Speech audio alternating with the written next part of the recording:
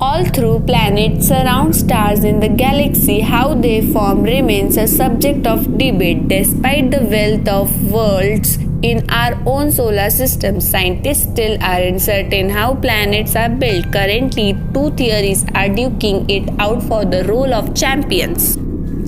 The first and most widely accepted theory, core acceleration, works well with the formation of the terrestrial planets like Venus, but this problem with giant planets. The second, the disk instability method, may account for the creation of these giant planets.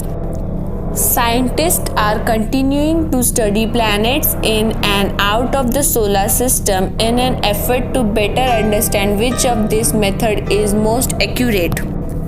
The core acceleration model. Approximately 4.6 billion years ago, the solar system was a cloud of dust and gas known as a solar nebula. Gravity collapsed the material in on itself as it began to spin, forming the sun in the center of the nebula.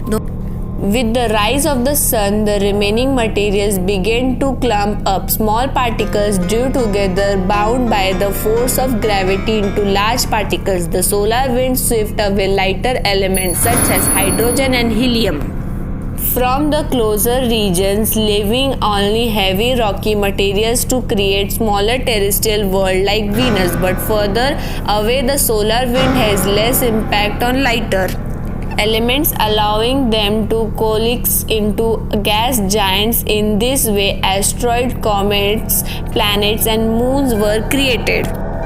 Like Earth, the rocky core of Venus formed first and then gathered lighter elements around it to form its crust and mantle. Venus, like other planets, likely collected the more nebulous pieces that would form its atmosphere early in its life. Venus may have had an atmosphere much like Earth holds today.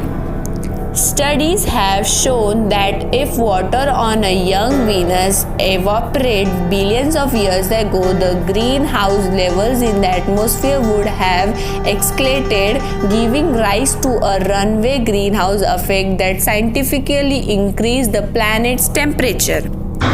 Today, thanks to the excess of carbon dioxide and traces of nitrogen, the surface of Venus is hot enough to melt lead.